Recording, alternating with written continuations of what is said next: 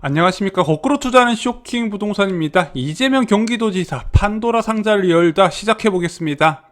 자, 수도권 아파트 가격이 7년째 급등 중입니다. 이제는 하락에 대한 기대감도 많이 약해지면서 무주택자분들이 여전히 신고가의 주택을 계속해서 매수하면서 시장을 떠받들고 있는 안타까운 상황이죠.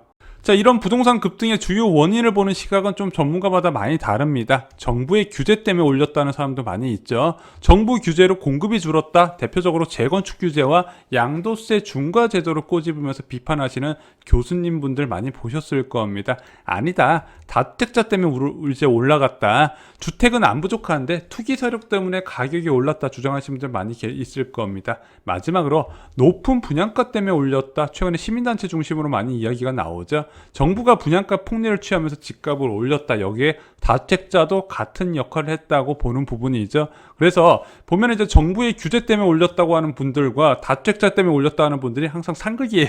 토론회 같은 데 가면 이제 많이 싸우시죠. 근데 쇼킹 부동산은 신도시 정책과 금리의 영향을 받는다고 많이 말씀을 드렸습니다. 지금은 신도시 입주까지 상당한 시간이 남아있는 상황이고 금리 역시 더 이상 낮아질 수 없는 수준까지 바닥을 기고 있기 때문에 부동산 가격이 상대적으로 고평가될 수밖에 없는 환경이다. 많이 말씀을 드렸고요. 얼마 전에 통계개발원에서 집값은 부동산 정책보다 금리 영향을 더 받는다고 연구 자료를 발표를 했습니다. 당연한 거예요.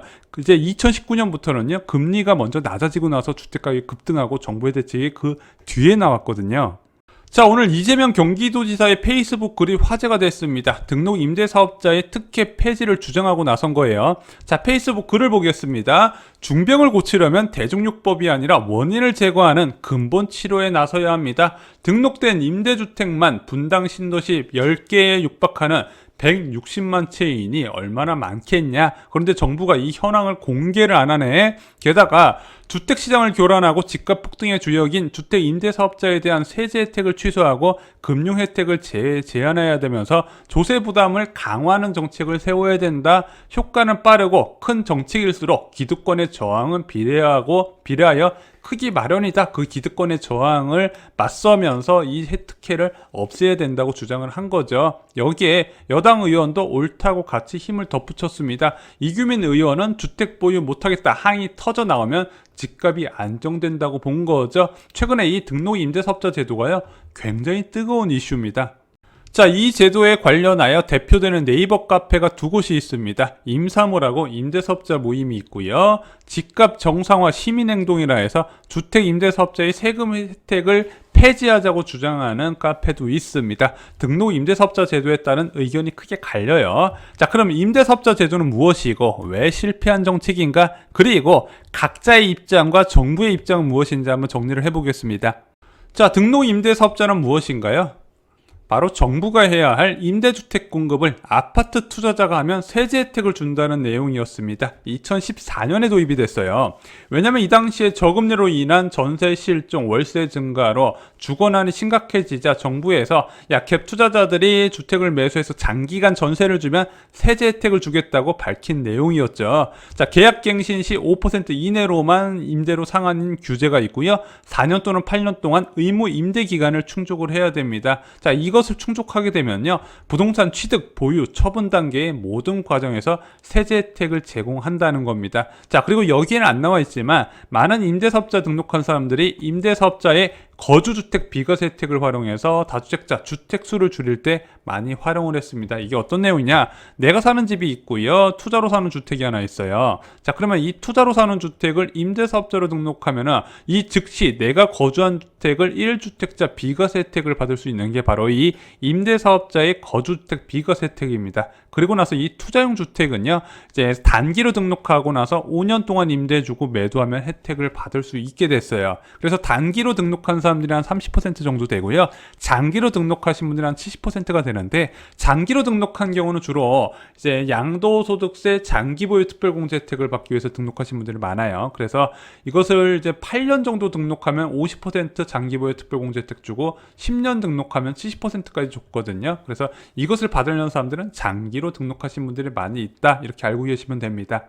자, 이 임대사업자 제도는요, 김영미 전 국토부 장관의 가장 큰 정책 실패로 남아 있습니다. 자, 과열 시기에 다주택자 매물 매도 유도를 시켜야 되고 신규 진입은 차단을 시켜야 되는데 이 제도가 멀쩡하게 살아있다 보니까 기존 주택 보유자들은 처분을 안 하고요. 새로운 다주택자들이 계속 유입되다 보니까 주택 가격이 꾸준하게 올라가요. 그래서 얘는 2020년 7월에 신규 등록 차단 및 의무 임대 기간 이후 자동 말소가 도입될 때까지 지속적으로 부동산 시장에 다주택자 유입시키는 근본 원인이 됐습니다. 자, 여기에 더불어서 자진 말소 제도도 도입이 됐죠. 자, 자진 말소는 무엇이냐? 세입자가 동의를 하고 임대 의무 기간 절반 이상을 채우게 되면 자진적으로 말소하고요. 주어지기로 했던 세제 혜택은 제공하는 정책입니다. 그래서 현재 임대사업자 제도는요, 아파트 같은 경우는 추가 등록이 안 되고요. 기존에 있던 사람들도 의무 임대 기간이 되면 자동 말소하는 것으로 이제 출구 전략이 세워졌습니다. 그런데 2017년과 2018년에 대거 등록한 임대주택 매물은요, 의무 임대 기간이 끝날 때까지 매도가 불가능해요. 좋든 싫든 못 팔게 됐습니다. 자, 근데 이게 왜 2017년과 2018년에 대거 등록됐냐? 양도소득세 중과가 확대됐거든요. 그래서 2017년 8.2 부동산 대책 때 발표됐고 2018년 4월 1일부터 적용이 됐습니다. 근데 이거 잘 보시면요, 예외 규정에 장기 임대주택을 포함을 시켰어요. 그러다 보니까 이 양도세 중과를 피하기 위해서 2017년 하반기부터 2018년 상반기에 서울 주요 지역의 임대사업자 등록이 크게 증가를 했습니다. 그래서 2016년에 20만 명 수준이었던 임대사업자가 2018년에 40만 명으로 2배 가까이 증가를 했고요. 등록 임대주택 수도 79만 호에서 136만 호로 크게 증가하게 됩니다. 자, 그럼 서울에 임대사업자로 등록된 아파트 몇 채나 있을까요? 정부에서 공개를 안 합니다. 렌트홈에서 하나하나 비교해보면서 덧셈을 할 수 있을 것 같은데, 대략적으로 추정해보면 전체 160만 호 중에서 40만 호가 아파트일 것으로 추정이 됩니다. 그럼 나머지 120만 호는 뭔가요? 빌라나 아니면 오피스텔 보시면 될 것 같아요. 오피스텔은 대부분 이 임대사업자 제도를 등록을 하고 있습니다. 그러면 아파트 이 40만 호가 문제가 된다고 주장하시는 분들이 많이 있는 거예요. 자, 왜 이 제도를 폐지해야 된다고 주장하시는 분들이 있냐? 일단 이 사람들한테 너무 많은 혜택을 줬다는 거죠. 지금 집값도 엄청나게 올랐는데 세제 혜택까지 퍼주네. 게다가 가장 큰 이유는 매물 잠깁 때문에 그런 겁니다. 한 예를 들어 볼게요. 강동구 선사 현대아파트에 지금 네이버에 중복 매물 제외하고 보면 41건이 등록되어 있습니다. 3,000세대 아파트의 매물이 41건밖에 안 되네. 자, 그런데 임대사업자 매물이 188건이 등록되어 있어요. 야, 지금 나와 있는 매물의 4배 넘게 등록이 되어 있네. 자, 그러면은 2019년 전체 거래량 170건 수준인데 188건이 장기적으로 묶여 있으니까, 야, 이게 희소성이 때문에 가격이 계속 오르는 거 아니냐? 그래서 저 매물이 안 나오면 집값이 안 잡힌다고 주장을 하시는 겁니다. 게다가 좋든 싫든 못 파는 사람들 계속해서 아파트 시세는 올라가고 있잖아요. 우상향으로 계속 올라가고 있단 말이에요. 임대사업자 등록한 시점부터 더 많이 올라가고 있는데, 야, 이 사람들 종부세까지 한 푼도 안 내네. 종부세 합산 배제택을 받고 있다는 거죠. 정부가 다주택자 꽃길을 열어주고 있다. 이건 분명히 문제가 있다. 이렇게 이의를 제기하시는 분들이 많아진 거고, 이재명 경기도지사도 이것도 집값 폭등의 주역인 주택 임대사업자 특혜를 폐지해야 된다고 이제 언급을 한 겁니다.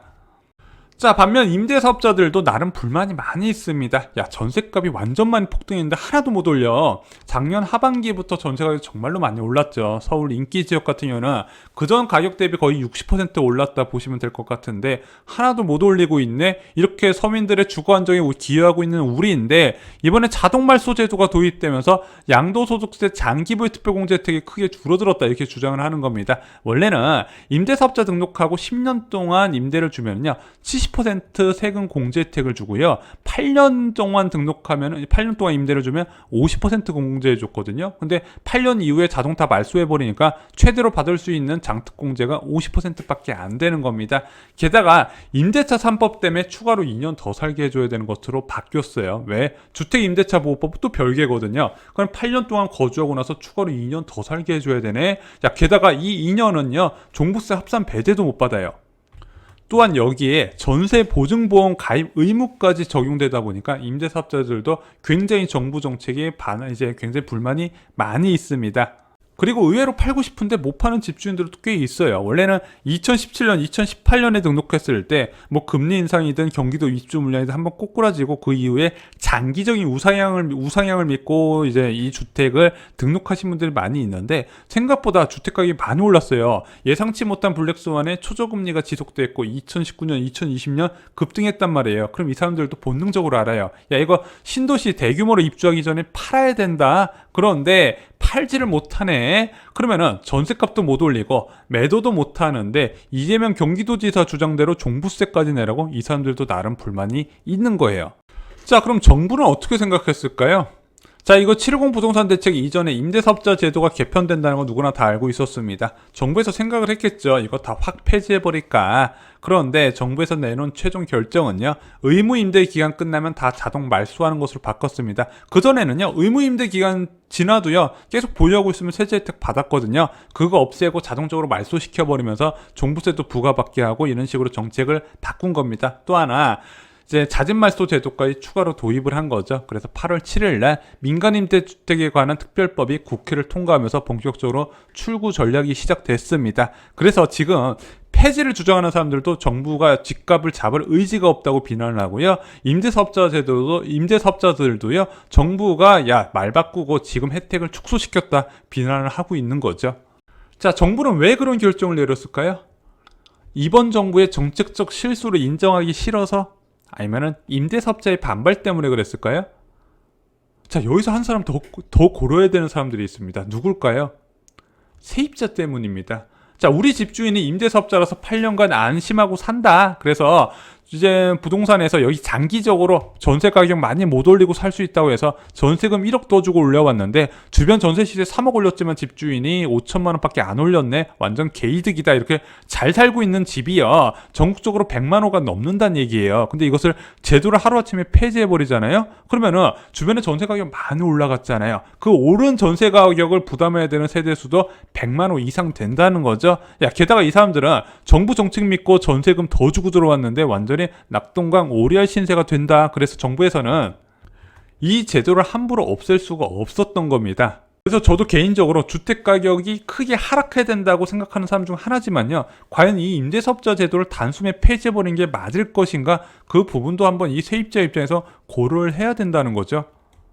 그리고 이 임대사업자 제도 개편에 따른 향후 부동산 시장 전망도 예상이 가능합니다. 왜냐면은 현재 정책이 그대로 유지된다고 감안하면요, 2025년부터 다주택자 매물이 크게 늘어날 겁니다. 이게 지금 당장 자동 말소되는 것보다 저는 더 좋을 거라고 생각해요. 왜냐, 공시가격 현실화가 완료가 되거든요. 보유세 부담이 크게 증가를 하게 됩니다. 현재는요, 지금 음아파트도 시세 대비 공시가격이 이번에 발표된 게 70%가 안 돼요. 중장기적으로 90% 올리는 공시가격 현실화 로드맵이 발표됐잖아요. 그럼 2025년에는 공시가격이 제일 많이 오른 상황에서 임대사업자 제도가 풀리기 때문에 보유세 부담 때문에 매도하는 사람들이 크게 늘어날 수 있다는 겁니다. 그런데 지금은요, 종부세 실효세율이 너무 낮아요. 이건 이재명 경기도지사도 주장을 한 부분입니다. 왜냐면은 이 종합부동산세는 인별과세예요. 개인당 보유한 주택을 계산해서 기본공제 6억 원이 들어가게 됩니다. 그러면은 만약에 한 가구가 보유한 부동산이 많더라도 부부 공동명의로 활용하면